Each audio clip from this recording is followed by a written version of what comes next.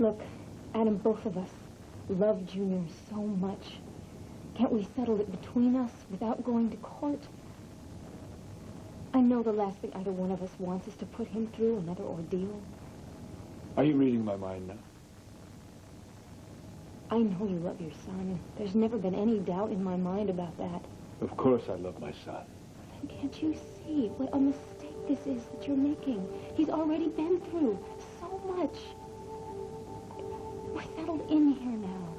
Adam, we have a lovely house. He has friends next door. This is his home. This is our home. Don't make him move again.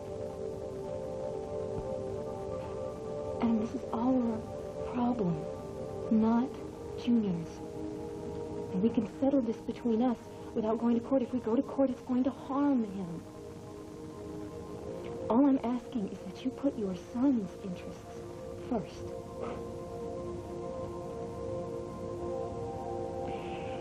Let me take Junior to school and we'll talk about this.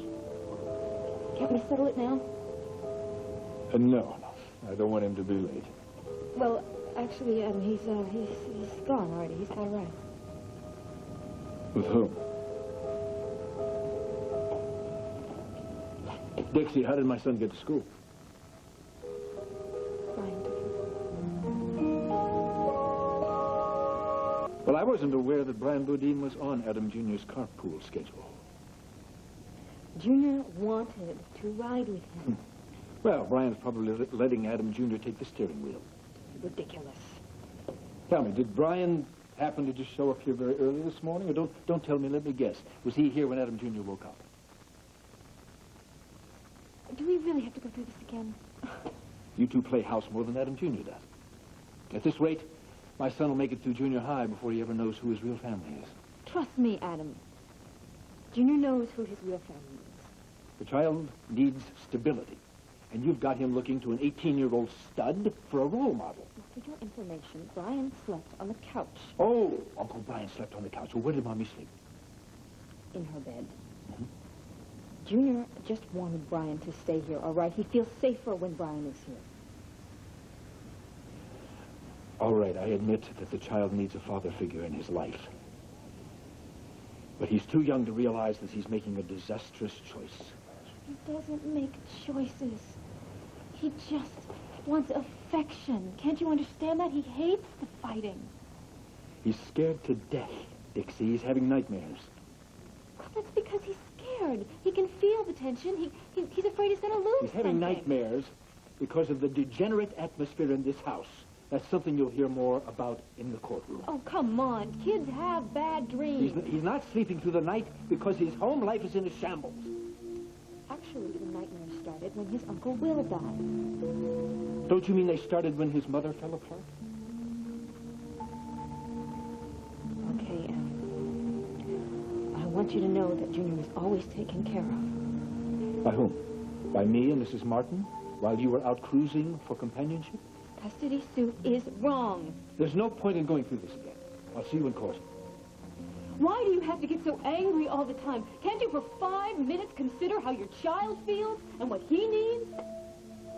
When this is over, and I know Adam Jr. is safe, I sincerely hope you seek the help you need.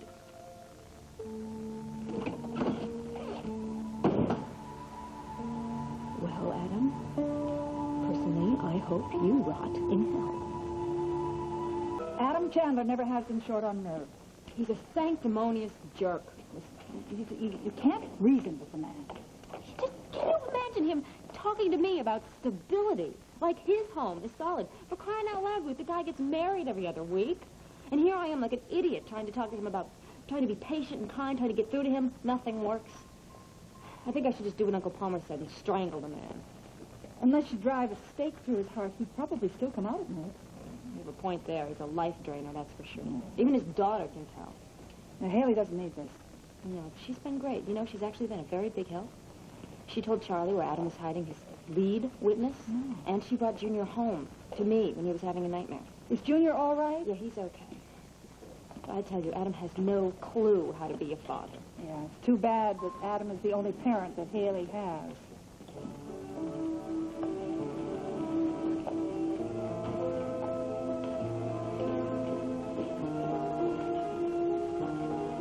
can't believe Adam's got the guts to go through with this. Yeah. Well, he's certainly not going to back off now. What I'd like to know is how come he knew to call me to testify? Probably a certain bar patron with a very big mouth. You mean the guy nearly beat up in Hal's bar? You're going to have to testify, you know, to what you saw and heard. Well, you're going through a very rough time.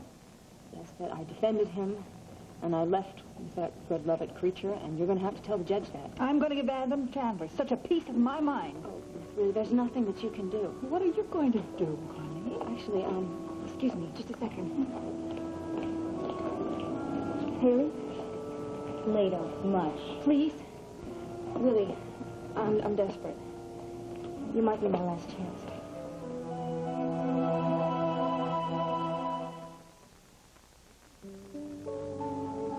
You must have me confused with somebody else. Haley, you are the only one who might be able to help me. You know, my horoscope must be totally pathetic today. I mean, planets must be bashing into each other like bumper cars. Charlie said that you told him where Adam was keeping Red. Charlie has a big mouth. Well, I appreciate it a lot. It meant a lot to me. And also you bringing Junior home last night. That meant a lot. Hey, it was no big deal. Do you really think that Junior would be better off living with Adam? I live there. I know it's not possible.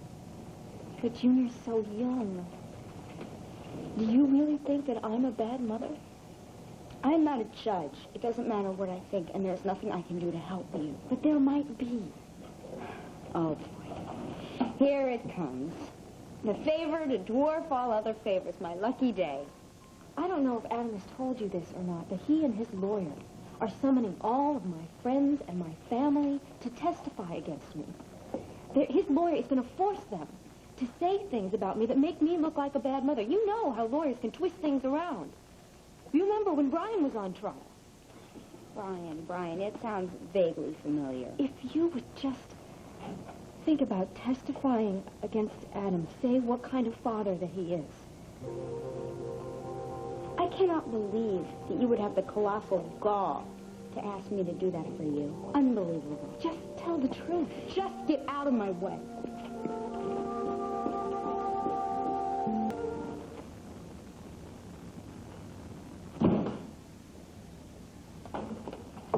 Hello? What are you doing here? Had an idea. Really? How Yeah. interesting. So did I. Well, listen, I talked to Haley this morning, and she was mad and all, but I still think she's on her side. Don't be so sure, Brian. No. I think she knows you're right. I talked to Haley, too, at the hospital. And? And I asked her to testify about Adam. Sure, she's got the inside scoop. Well, she may have brought Junior here last night, Brian, but she's behind her father all the way.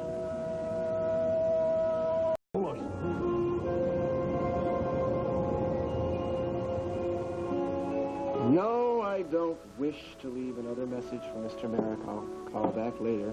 Thank you. Driving me insane. We'd have better luck getting an audience with the Pope. What did they say? Oh, the same thing.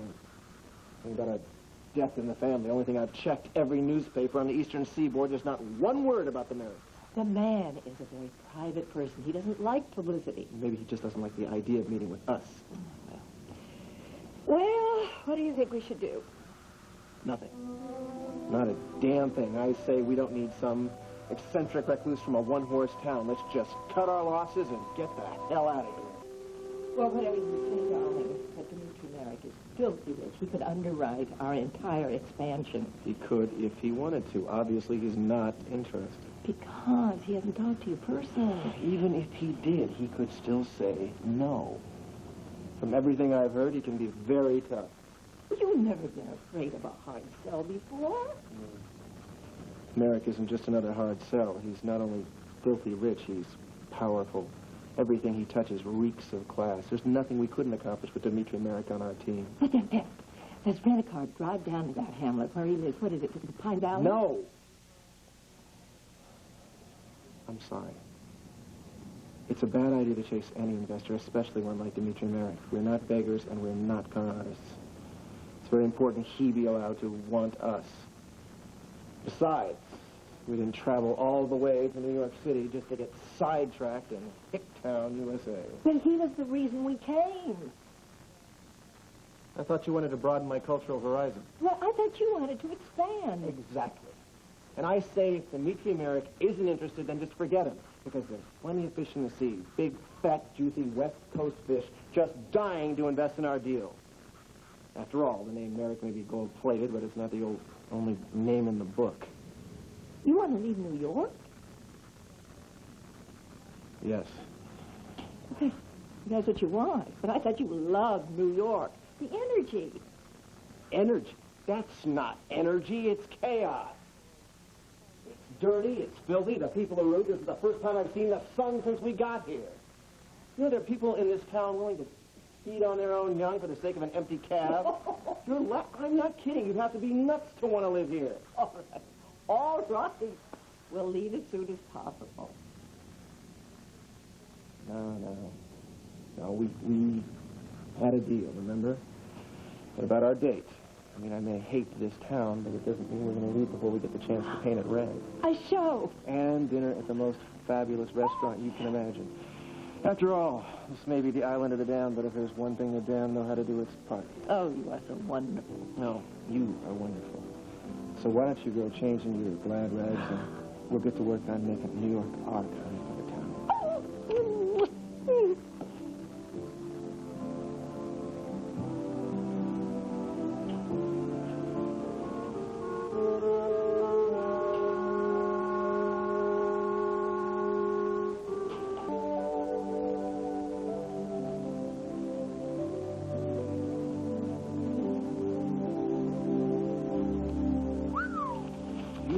Sensation. You like it? Well, I think I'll have to beat the guys off you with a stick. So, are you feeling all right? Normally, when you're ready a full 30 minutes ahead of schedule, it's an immediate event. Well, I know how you hate to be kept waiting, so I made the supreme sacrifice. Mm-hmm. I smell the price tag. Well, there is just one little thing. Such as? Oh, listen, darling, please, just for me. Please. Call Dimitri Merrick one more time.